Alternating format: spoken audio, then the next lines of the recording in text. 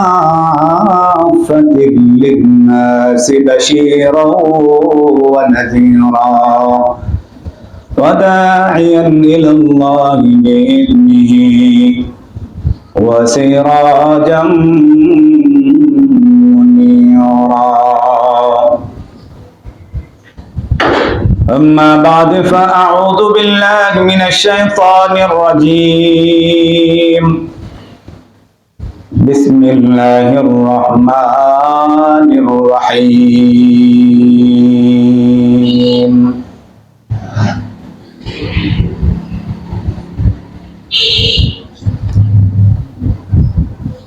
وأقيموا الصلاة وآتوا الزكاة واركعوا مع الراكعين.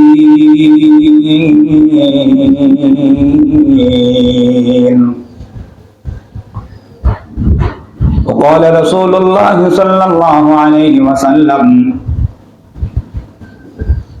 أول ما يحاسب به العبد يوم القيامة الصلاة، أو كما قال النبي عليه الصلاة والسلام.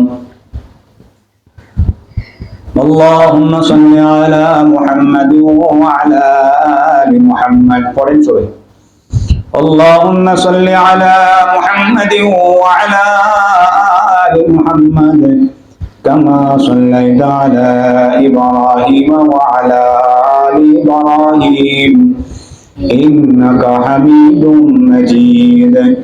اللهم بارك على محمد وعلى آل محمد كما باركت على إبراهيم وعلى آل إبراهيم إنك حميد مجيد.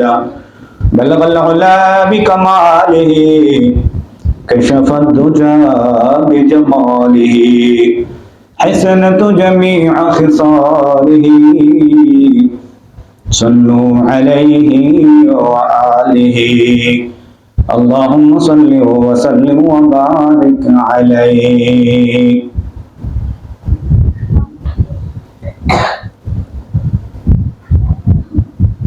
আল্লাহ পাক রব্বুল আলামিনের অসংখ্য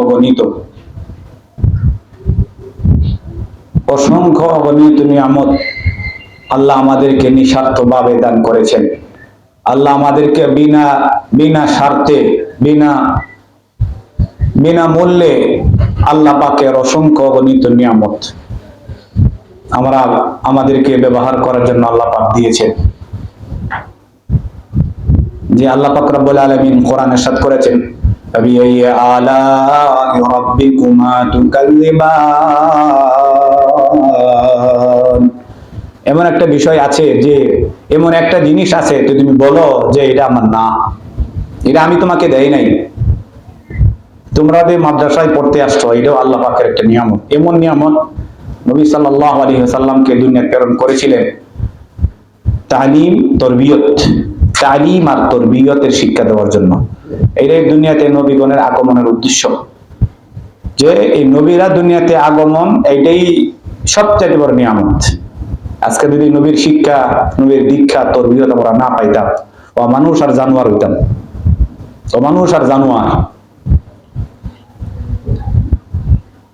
নবী বলেছেন, আনা বুইতু মুআল্লিমান। যে নবী সাল্লাল্লাহু আলাইহি সাল্লাম বলেন যে আমি দুনিয়াতে আগমন করেছি, তামাম দুনিয়াতে ইলম প্রচার প্রসার করার জন্য। মানুষের কাছে আল্লাহ পাকের ইলম, জান্নাতের ইলম, জাহান্নামের ইলম দুনিয়ার সমস্ত মানুষের কাছে পৌঁছানোর জন্য আমি দুনিয়াতে আগমন করেছি। এই জন্য নবী সাল্লাল্লাহু আলাইহি সাল্লাম যদি দুনিয়াতে না আসতেন, আমরা ইলম পাইতাম না। আর যে মানুষটার ভিতরে ইলম থাকে না, ওই মানুষটা জীবজন্তু জানোয়ারের কাতারে পৌঁছায় যায়। মানুষ সবাই কিন্তু মানুষ, সৃষ্টিগতভাবে সবাই মানুষ, সৃষ্টির সেরা। কিন্তু মানুষের মধ্যে ওই ব্যক্তি হলো সবচাইতে সেরা, যে নাকি নবীর আসমানি ইলম শিক্ষা অর্জন করে। আসমানি ইলম যে অর্জন করে মানুষের মধ্যে, সে হলো সবচাইতে সেরা। নবী সাল্লাল্লাহু আলাইহি ওয়াসাল্লাম পৃথিবীর সর্বশ্রেষ্ঠ মানুষ, অসাধারণ মানুষ ছিলেন। নবী সাল্লাল্লাহু আলাইহি ওয়াসাল্লাম ভিআইপি মানুষ ছিলেন। কেন ছিলেন?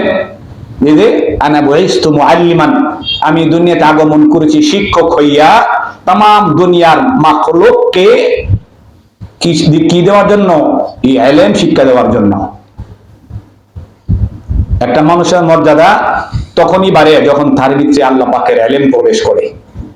মানুষের ইজ্জত আর মর্যাদা তখনই বাড়ে যখন মানুষ আসমানি ইলম, নবীর ইলমকে শিক্ষা অর্জন করে। সেই হলো সবচেয়ে বড়, মানুষের মধ্যে সবচেয়ে সেরা।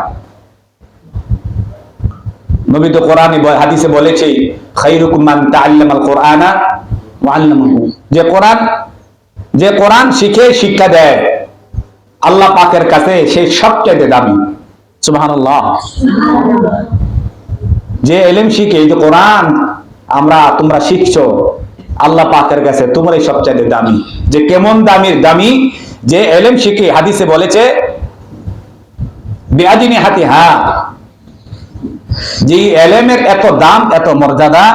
আল্লাহ নবী সাল্লাল্লাহু আলাইহি ওয়াসাল্লাম বলেছেন, যদি একটা তালেবে ইলম দুনিয়াতে হাঁটে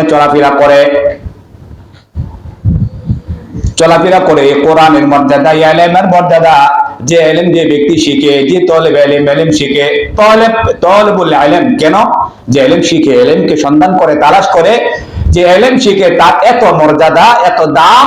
আল্লাহ নবী সাল্লাল্লাহু আলাইহি ওয়াসাল্লাম বলেছেন যে যখন সে রাস্তাটা হাঁটে,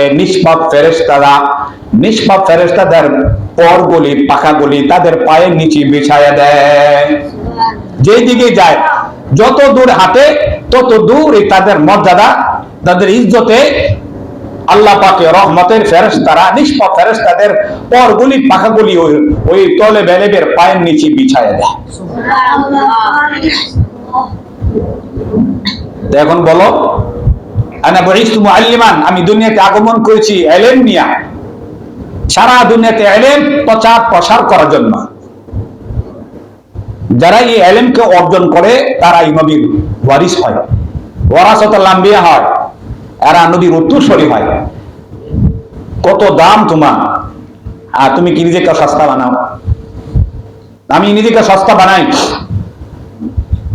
না, আমি সস্তা নয়, আমি অনেক দামি, আমি অনেক মূল্যবান। আমারে সারা দুনিয়ার পোশাক দিয়েও আমাকে কিনতে পারবে না, কোরআন কিনতে পারবে না। কোরআন এত অমূল্য সম্পদ, তামাম দুনিয়া বিক্রি করলো, কোরআনের মূল্য কেউ দিতে পারবে না।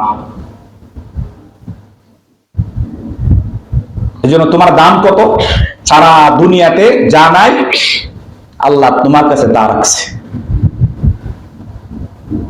এই জন্য নবী সাল্লাল্লাহু আলাইহি ওয়াসাল্লাম দুনিয়াতে আগমনের মাকসাদ হলো দুইটা, একটা হলো ইলম আর একটা হলো তরবিয়তি শিক্ষা। যে ইলম শিক্ষার পাশাপাশি তরবিয়তি শিক্ষা, নবীর তরবিয়তি শিক্ষা, নবীর আদর্শ, নবীর সুন্নাত, নবীর তরিকা। এই তরবিয়তি শিক্ষা যদি মানুষ